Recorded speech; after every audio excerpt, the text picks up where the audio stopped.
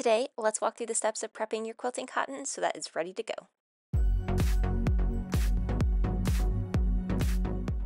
Welcome, I do sewing and DIY related content, and today's video is all about prepping your quilting cotton.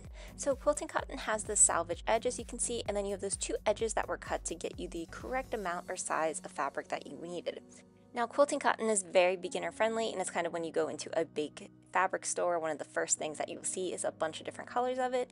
But even with that, it has very important prep step that you do not want to ignore, and that is that you need to wash your fabric. Now, the reason you need to wash it is for a few different reasons. First, quilting cotton can shrink, so you definitely want to be sure that you are washing it to prevent any shrinkage. Second, the dye can actually come out a little bit, so you want to make sure you're getting the correct color.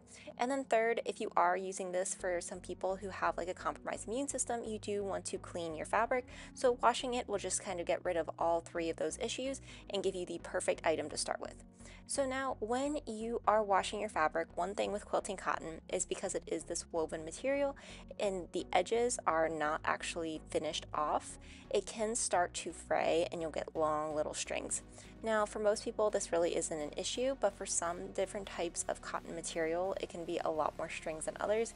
So I'm going to do a little test today and just see, do any of these edge finishing techniques not take too long of time and help prevent us from having really long strings. And I'll show you an example of washing a piece of quilting cotton without doing this, and then washing another piece where we are doing this. So the first item that I'm going to try is just using my pinking shear. So as you saw, that was really quick, really easy. And now the second and third options I'm going to do is on this other edge. I'm going to serge one part of this just to see how that works. Now the serger is very fast and very quick, but not everybody has a serger on hand. I will say though that this was a very easy method because the serger is so quick, and as you can see it did nicely cover up that edge, so we'll see how this goes. Now again, not everybody has a serger, so another option for this is using your regular sewing machine. If you take your overcast foot, put that onto your sewing machine and then set it up so that you're using an overcast stitch. So for me that's just number 7 on the way that my machine is set up. And then I'm going to put my fabric so that the edge of it is right at the edge of that little bar on the overcast foot. And then I'm just going to begin doing that overcast stitch, and this will sort of encase the edge as well. So this is something that you can do on your regular sewing machine and didn't really cost me anything extra as that foot comes with it. So now we have all of the edges of our fabric except for the two salvage edges are now finished off, and this may help us reduce some of those strings that come with washing your fabric. So as a test, sort of a control, I'm going to take a piece of material that I have from Spoonflower as well. So this one I did not do any edge finishing on, and I'm going to put it into the washing machine.